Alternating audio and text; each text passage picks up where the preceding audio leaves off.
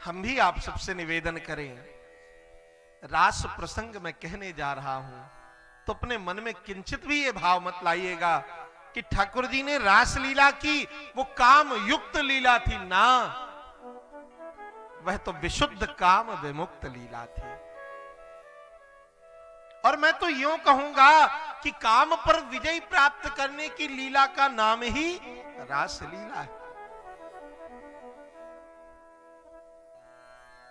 कि प्रथम सुमिर भागवत भक्त भगवत बानी, द्वितीय आराधे भक्ति व्यास नव भांति बखानी।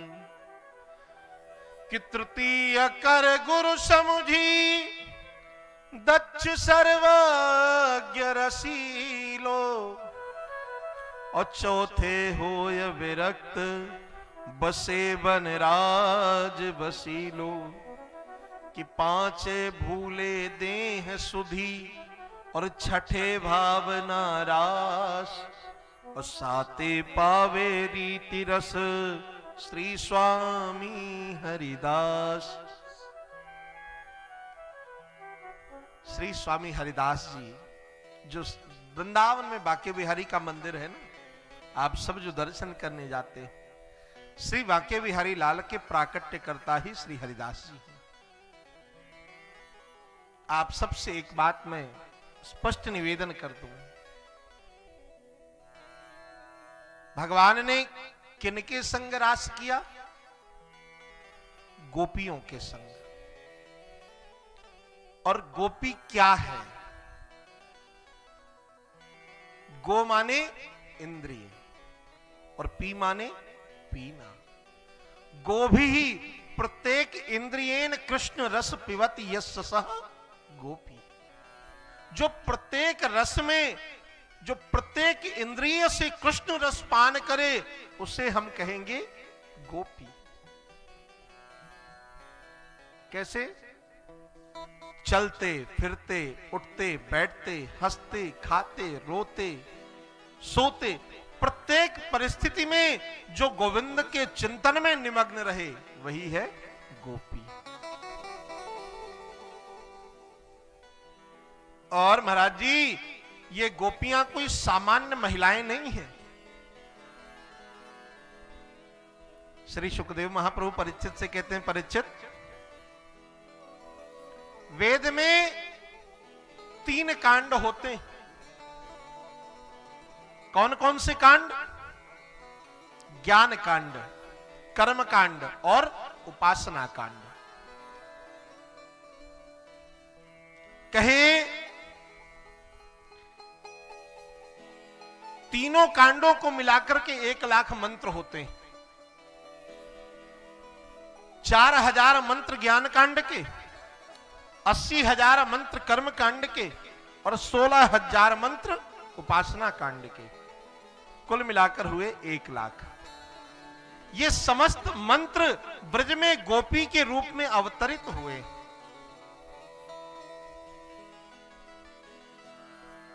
तो किस रूप की हैं ये गोपियां?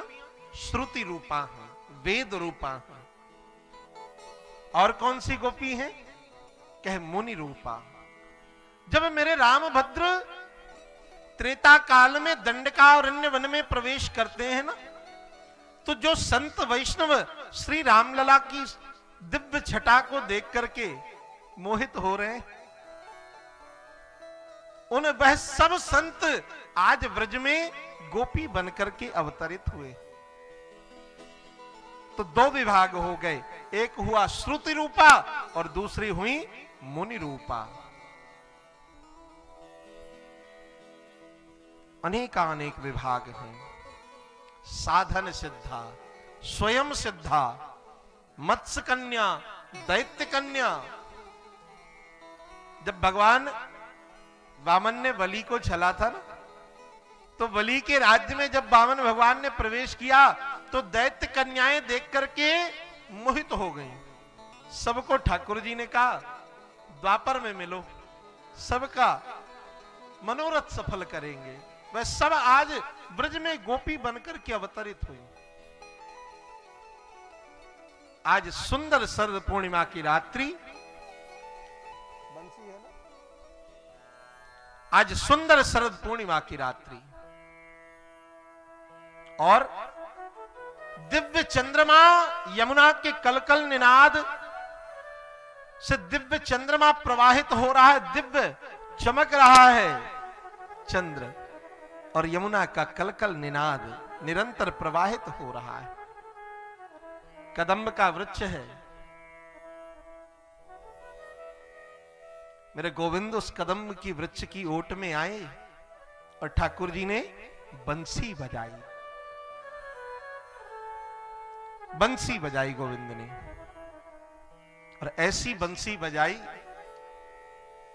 कि महाराज सुखदेव महाप्रभु कहते हैं कि निशम्य गीतम नदनंगवर्धनम ब्रज स्त्रियः कृष्ण गृहीत मानसा आजगमुरन्योन्यमलक्षितोद्यमा सायत्र कांतो जवलोल कुंडलः। ऐसी बंसी बजी, ऐसी बंसी बजी कि व्रज 84 कोस में जितनी व्रज वनिताएं रहती हैं, उन सब व्रज वनिताओं को ऐसा अनुभव हुआ कि मानो गोविंद बंसी में हमें ही पुकार रहे, मानो ठाकुर जी हमें बुला रहे हैं।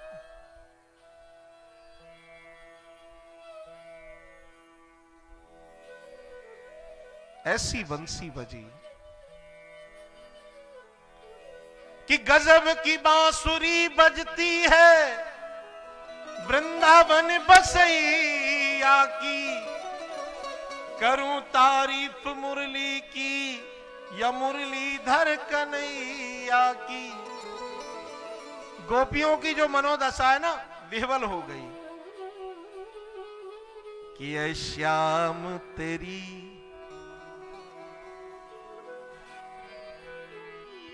ऐ श्याम तेरी बंसी, ऐ श्याम तेरी बंसी पागल कर जाती है। ऐ श्याम तेरी बंसी पागल कर जाती है। ओ मुस्कान, ओ मुस्कान, मुस्कान तेरी मीठी घायल कर जाती है। मुस्कान तेरी मीठी घायल कर जाती है।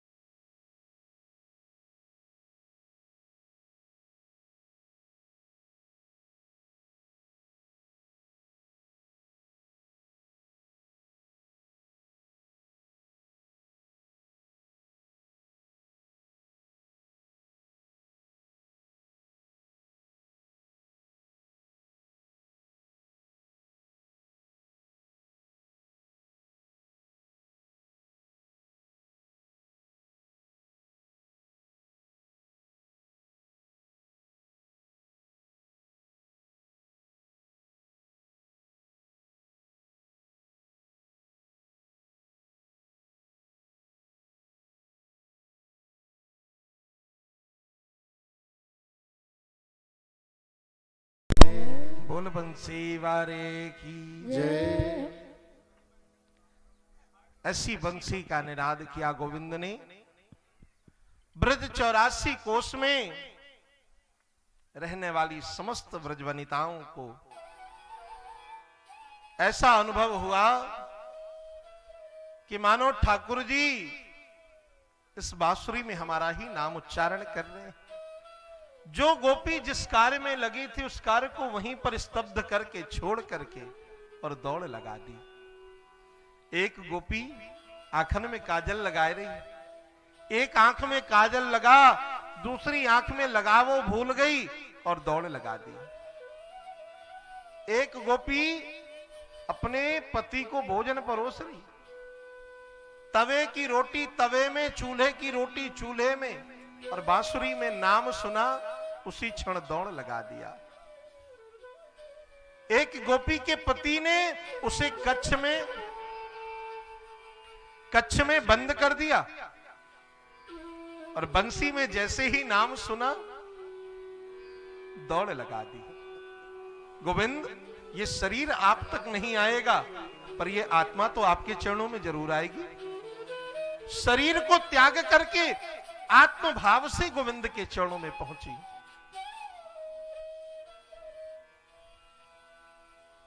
परीक्षित ने कहा सुखदेव महाप्रभु से, भगवान इन गोपियों को देख रहे, इन गोपियों की मनोदशा तो ऐसी प्रदर्शित होती है, ये गोपियां गोविंद को अपना कांत मानती कि कृष्णम वेदोह परम कांतम ना तो ब्रह्माते मुने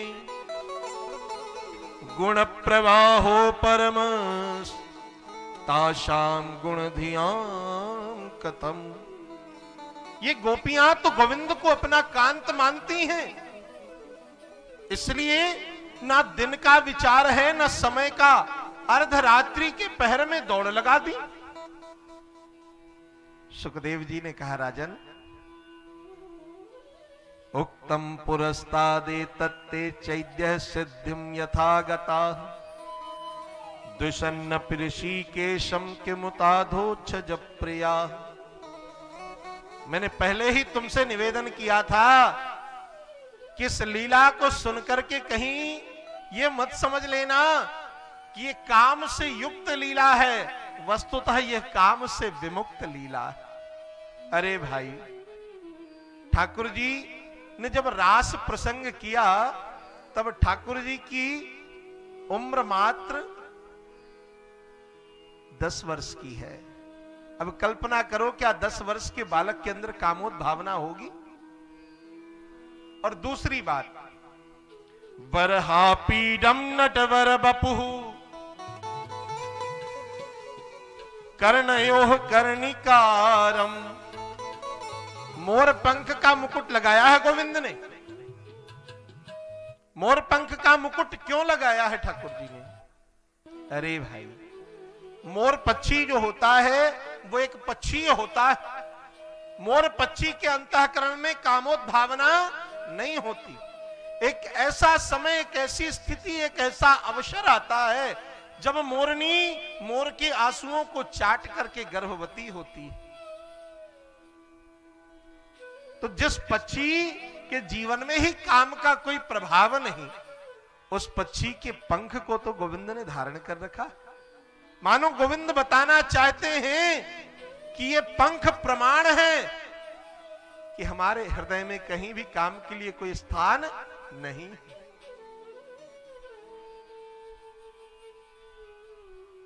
गोपियां एकत्रित हुई हैं, समस्त गोपियां एक हो गईं और एक होकर के गोविंद के पास पहुंची।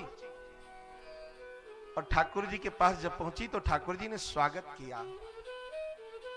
अरे कोई अतिथि को आप आमंत्रण दो, बुलाओ और उनका स्वागत कर दो तो उन्हें इतने से ही संतोष हो जाता है, चलो कम से कम स्वागत तो किया। ठाकुर जी ने स्वागत किया गोपियों का कि स्वागतम वो महाभागा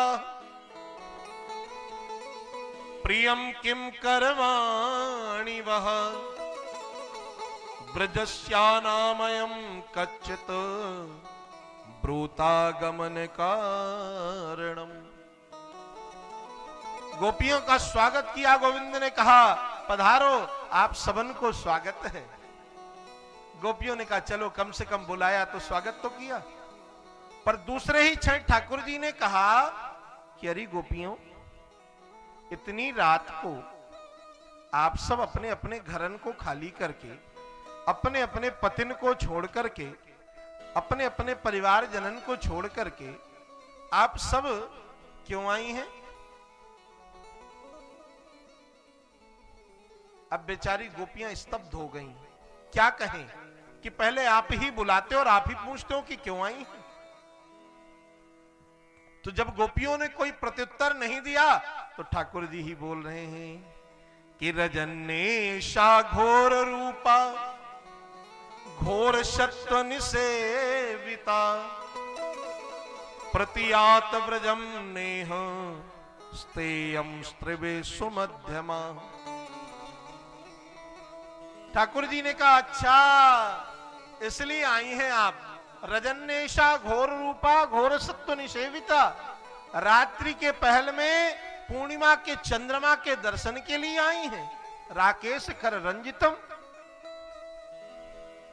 और यमुना के कलकल निनाद से, चंद्रमा की चकाचौंध से यमुना की जो रेणुका है वह कैसी प्रतीत होती है, ये देखने के लिए आई। जाओ अपने अपने घर वापस जाओ। अब गोपियां क्या कहें कि गोविंद हम तो सब कुछ छोड़कर आपके पास आई। परीक्षित ने पूछा सुखदेव जी से, महाराज ये क्या कर रहे हैं भगवान? पहले तो जीव को अपने पास बुलाते हैं और फिर खुद ही ठुकराते हैं। सुखदेव जी ने कहा राजन समझे नहीं तुम। परमात्मा इन गोपियों को बुला करके और परीक्षण कर रहे हैं कि भावना पुष्ट है या अपुष्ट है। यदि भावना पक्की, हम पर समर्पण पक्का है तब तो रास करेंगे, यदि समर्पण पक्का नहीं तो मार्ग से ही लौटा देंगे अभी इसी क्षण। जैसे घड़ा लेते हो ना, जब घड़ा खरीदते हो तो कितना ठोकते पीटते हो, देखते हो पक्का है कि कच्चा। वैसे ठाकुर जी भी अपने प्रेमी का परीक्षण कर रहे हैं। देखो प्रेम में अपने सुख का अनुभव नहीं देखा जाता, प्रेम में प्रेमी के सुख का अनुभव देखा जाता है। और प्रेम की परिभाषा गोस्वामी जी से अच्छी शायद किसी ने की हो। कैसा प्रेम होना चाहिए ठाकुर जी के प्रति कि काम ही नार पियार जिमी लोभी के जिमिदाम, और तुम रघुनाथ निरंतर ही प्रिय लाग्यो मोहि राम। राम ही केवल प्रेम पियारा, राम ही केवल प्रेम पियारा। जान ले हो जो जान निहार, जान ले हो जो जान निहार।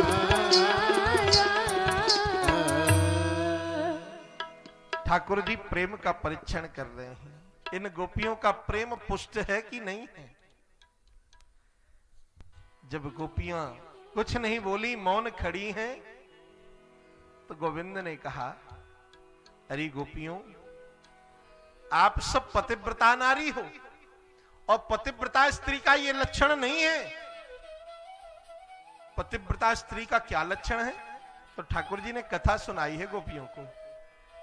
एक पतिव्रता स्त्री थी, अपने घर के आंगन में चावल बीन रही थी। चूल्हे पर बर्तन है, गर्म पानी रखा है, चावल उस बर्तन में डालना है पकने के लिए। चावल बीन रही थी। उसी आंगन में उसका 2.5 वर्ष का 1.5 वर्ष का बेटा खेल रहा है। उसी क्षण पति आया, और पति आया तो जो चावल बीन रही थी पतिव्रता स्त्री, उसके अंक पर सर रख करके सो गया। और जब सो गया तो उस स्त्री ने विचार किया कि यदि उठती हूं तो पति की निद्रा भंग होती है, और उठती नहीं हूं तो कहीं मेरा बेटा आग में ना जल जाए, क्योंकि चूल्हे में आग जल रही थी। धीरे धीरे वह बालक अग्निकुंड की ओर जा रहा था। मन में विचार आया कि उठ जाऊं, नहीं तो बालक से हाथ धो लूंगी, बालक तो जल जाएगा।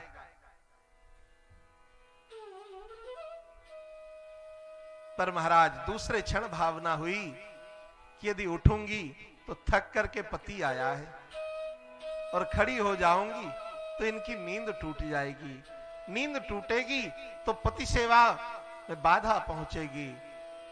तो यह पतिव्रत धर्म का लक्षण कहता है कि आज भले जो हो जाए पर पति की निद्रा, पति को कष्ट नहीं देना चाहिए।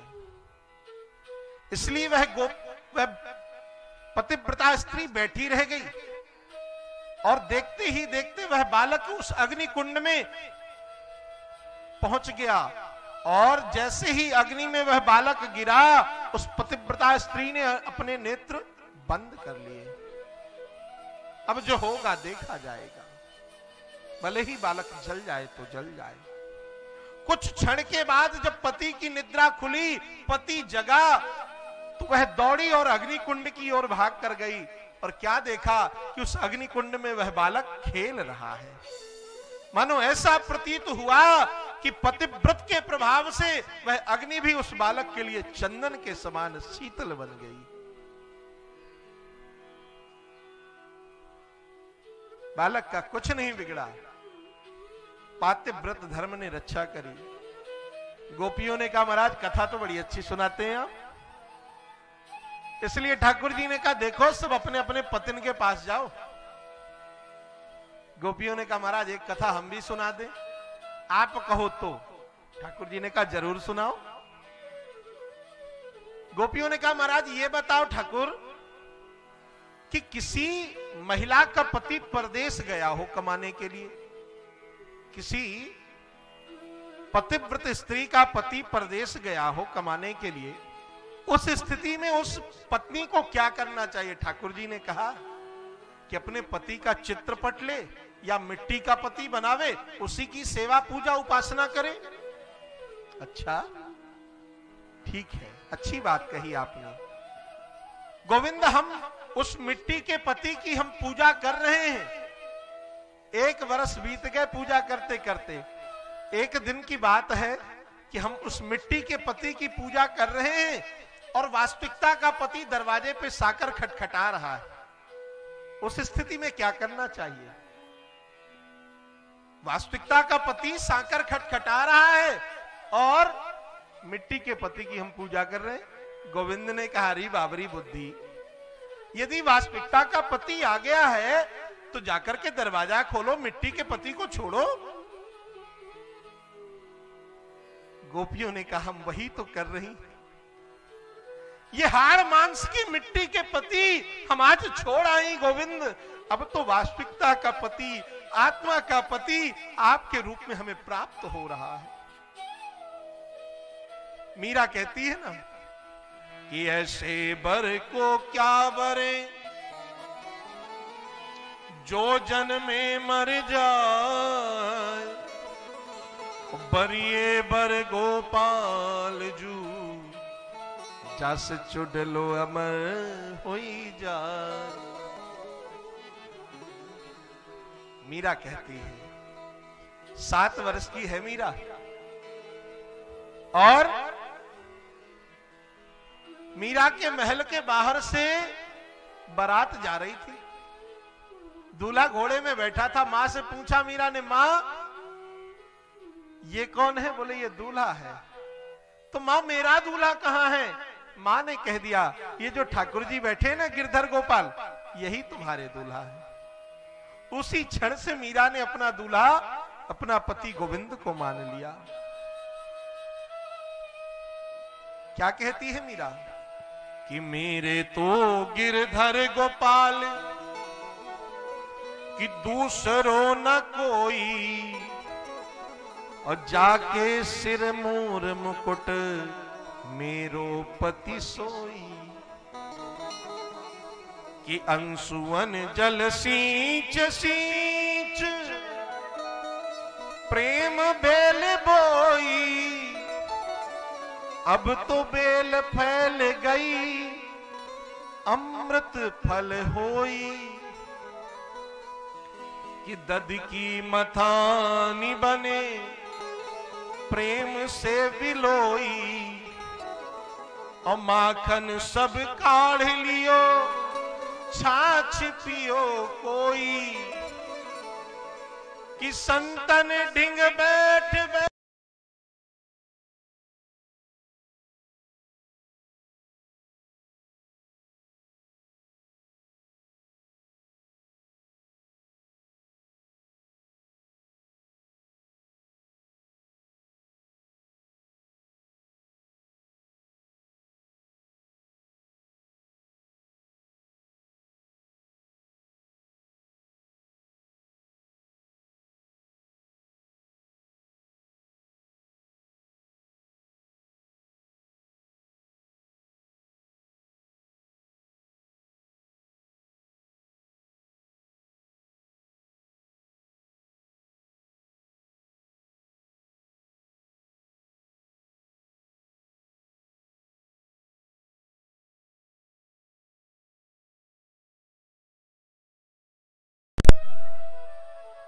और सुंदर रास प्रारंभ हुआ।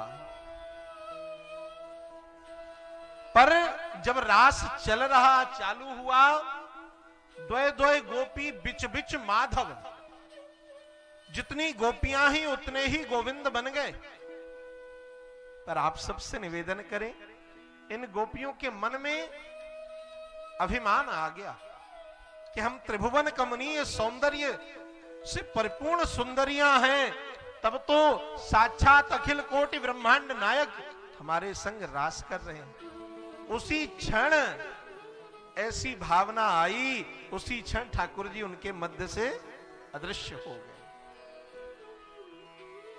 अब तो गोपियां खोजने लगी, थोड़ी दूर चल करके गईं तो गोपियों ने किशोरी जी को पाया। किशोरी जी से पूछा, आपको भी छोड़ गए? किशोरी जी ने कहा, हाँ, हमें भी छोड़कर चले गए। अब तो यह गोपियां खोज रही हैं, वृक्षों से कह रही हैं, पीपल से, ये वासुदेव आपने गोविंद को देखा है? पृथ्वी से पूछ रही हैं, हे मां भगवती पृथ्वी, गोविंद निरंतर आपके हृदय कमल पर अपने चरणों का स्पंदन करते हैं, आपने गोविंद को देखा है? तुलसी से पूछती, कच्च तुलसी कल्याणी गोविंद चरण प्रिया। अरे तुलसी, तुम जीव मात्र का कल्याण करने वाली हो और गोविंद की चरणों की प्रेमिका हो। तुलसी महारानी शालिग्राम भगवान से अलग नहीं होती। तो ये बताओ, क्या तुमने गोविंद को देखा है? और सारी गोपियां ढूंढते ढूंढते गोविंद को पहुंच गई। कहां? यमुना किनारे। श्री सुखदेव जी महाराज कहते हैं कि देखो, यमुना क्या है? यमुना है भक्ति। और जब तक भगवान की प्राप्ति में भक्ति नहीं होगी तो क्या भक्ति ना होगी तब भगवान मिल जाएंगे? कभी नहीं मिलेंगे। जब हृदय में भक्ति रूपी यमुना का वास होगा तभी गोविंद की प्राप्ति सुलभ होगी। गोपियां यमुना किनारे पहुंची और सुखदेव जी कहते हैं कि पुनः पुलिनमागत्य कालिंद्या कृष्ण भावना समवेता जगुः कृष्णम तदा गमन कांचिता। यमुना किनारे पहुंच करके गोपियों ने भगवान को खोजते हुए अपना विरह प्रकट किया, अपना रुदन प्रकट किया। किस रूप में? गोपी गीत के रूप में। आप सबसे हम निवेदन कर दें, भागवत में 12 स्कंद हैं और द्वादश स्कंद का हृदय दसम स्कंद है, और दसम स्कंद का हृदय रास पंचाध्यायी है, और रास पंचाध्यायी का हृदय गोपी गीत है। ये गोपियां रो रही हैं, हम आप बोलचाल की भाषा में नहीं रो सकते, और गोपियां रो रही हैं। सुखदेव जी कहते हैं रुरुतु सुस्वरम राजन कृष्ण दर्शन लालसा। गोपियों ने अपना रुदन प्रकट किया। कैसा प्रकट किया? सुस्वरम, स्वर में रोया है। हम आप गा नहीं सकते स्वर में, और गोपियां तो स्वर में रो रही हैं। आइए, जो गोपियों ने गीत गाया है जिसे स्मरण हो तो 2-4 पंक्ति गाते हैं, फिर आगे प्रवेश करते हैं। जयत तेधिकम जन्मना ब्रजः श्रयत इंदिरा सस्वदत्रयी दैत दृश्यता दीक्षुताम का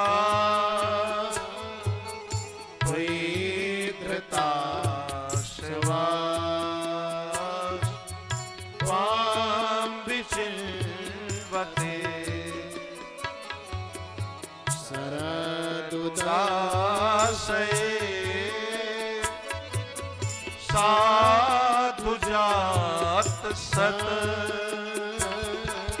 सरस जो करा श्री मुषादृशा सूरत नाथ ते असुर दासिका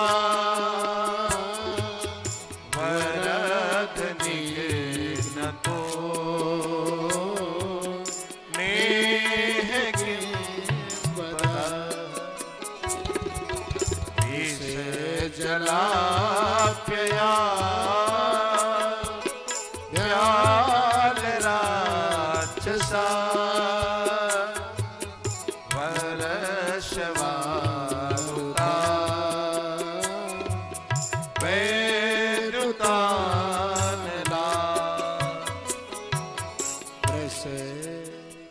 गोपियों ने अपना रुदन प्रकट किया है। क्या कहती हैं गोपियां? जयतश्यते अधिकम इति जयति तेधिकम। हे गोविंद, जब से आपने इस व्रज में जन्म लिया तब से इस व्रज की जय जयकार होने लगी। श्रयत इंदिरा, इंदिरा माने लक्ष्मी, यहां लक्ष्मी साक्षात चरण सेवा में आपके संलग्न रहती हो। उस व्रज को आपने धन्य कर दिया। कैसे? जन्मना व्रजः, जन्म लेकर के। तब कथामृतम तप्त जीवनम कवि विरीडितम कलमशापहम श्रवण मंगलम श्रीमदाततम भुव गृणन्ति ते भूरिदा जना।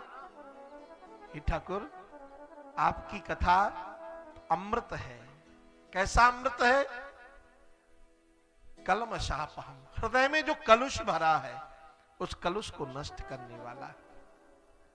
और गोपियां ने अपनी मनोवृत्ति को प्रकट करते करते मानो गोपियों को ऐसा अनुभव होने लगा कि हे ठाकुर जी, हे गोविंद, यदि अब आप नहीं मिले तो जिस प्रकार से महाराज दशरथ ने राम राम कही राम कही राम राम कही राम तन परिहरि रघुबर विरह राव गयौ सुरधाम, ऐसे ही हम आपके वियोग में अपने प्राणों को त्याग देंगी। गोपियां कह रही हैं कि श्याम नहीं आए, घनश्याम नहीं आए, बैठी रहूं यमुना पे आस लगाए, बैठी रहूं यमुना पे आस लगाए। श्याम नहीं आए, घन श्याम नहीं आए, बैठी रहूं यमुना पे आस लगाए, बैठी रहूं यमुना पे आस लगाए। हम आप भी अपने आप को गोपी भाव में डुबो लें। हे ठाकुर, बहुत देर हो गई, आओ। कह के गए थे कि आऊंगा परसों, कह के गए थे आऊंगा परसों, कह के गए थे कि आऊंगा परसों, कह के गए थे आऊंगा परसों। बैठे बैठे यमुना पे बीत गए बरसों, बैठे बैठे यमुना पे बीत गए बरसों। तो बैठे बैठे यमुना पे बीत गए बरसों, बैठे बैठे यमुना पे बीत गए बरसों। कोई जाके दिल का ये हाल बताए, कोई जाके दिल का ये हाल बताए। बैठी रहूं यमुना पे आस लगाए, बैठी रहूं यमुना पे आस लगाए। वो शाम नहीं आए, घर शाम नहीं आए, श्याम नहीं आए, श्याम नहीं आए। बैठी रहूं यमुना पे आस लगाए, बैठी रहूं यमुना पे आस लगाए।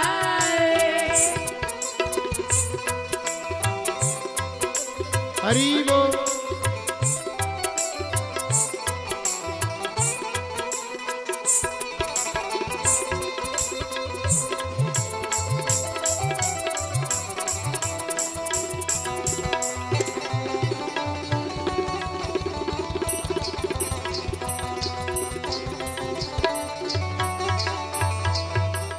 जब गोपियों ने यह भावना की कि मानो अब हम आपके बिना अब जी ही नहीं पाएंगे, तो महाराज उसी क्षण मेरे गोविंद को करुणा आई और गोपियों के मध्य में प्रकट हो गए। बोलो रास बिहारी भगवान की जय हो। अब तो गोपियों की भाव की मनोदशा बदल गई। पहले तो गोपियां गा रही थी कि श्याम नहीं आए, अब क्या गा रही हैं? मेरा सांवरा मुझे मिल गया, मिल गया मेरा सांवरा मुझे मिल गया, मिल गया मेरा सांवरा मुझे मिल गया। दोनों हाथ उठा करके ताली सेवा करते हुए वो मेरा सांवरा मुझे मिल गया, मिल गया मेरा सांवरा मुझे मिल गया, वो मिल गया मेरा सांवरा मुझे मिल गया, मिल गया मेरा सांवरा मुझे मिल गया। जैसे वीरान में कोई बस्ती, जैसे वीरान में कोई बस्ती, वो जैसे वीरान में कोई बस्ती, जैसे वीरान में कोई बस्ती, सोनी महफिल में आ जाए मस्ती, हाँ सोनी महफिल में आ जाए मस्ती। और जैसे पतझड़ में फूल खिल गया, मेरा सांवरा मुझे मिल गया, मिल गया मेरा सांवरा मुझे मिल गया, मिल गया मेरा सांवरा मुझे मिल गया, मिल गया मेरा सांवरा मुझे मिल गया। हरि बोल।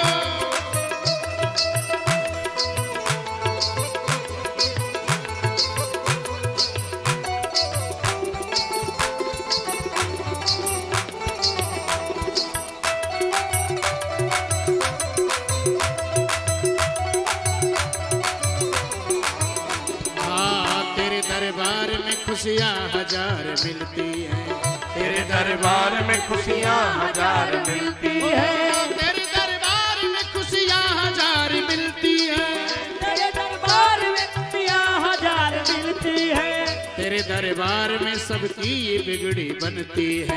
तेरे दरबार में सबकी बिगड़ी बनती हो है। तेरे दरबार में सबकी ये बिगड़ी बनती है। तेरे दरबार में सबकी बिगड़ी बनती है। जैसे महफिल में आ जाए मस्ती, जैसे महफिल में आ जाए मस्ती, जैसे सावन में फूल खिल गया, मेरा सांवरा मुझे मिल गया, मिल गया मेरा सांवरा मुझे मिल गया, मिल गया मेरा सांवरा मुझे मिल गया, मिल गया मेरा सांवरा मुझे मिल गया, मिल गया मेरा सांवरा मुझे मिल गया, मिल गया। मेरा सांवरा मुझे मिल गया। ऐसे नहीं, सभी लोग हाथ ऊपर करें अपने अपने, सभी लोग पीछे वाले भी, और तालियों की सेवा।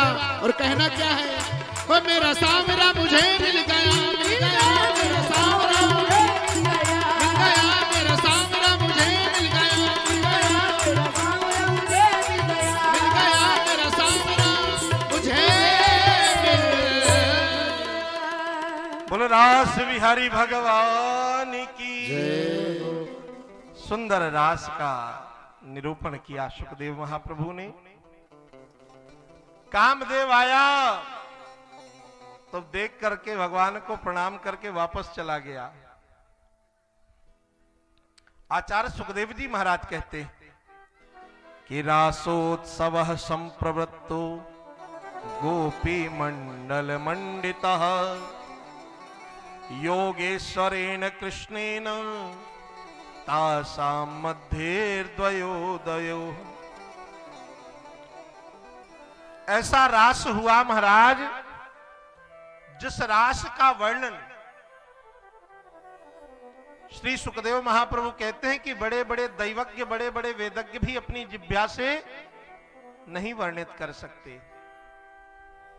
साक्षात भगवान शिव भी इस रास को देखकर गोपी भाव से निधिवन में पधारे। आज भी आप सब जाओ वृंदावन तो गोपेश्वर महादेव के दर्शन होते हैं।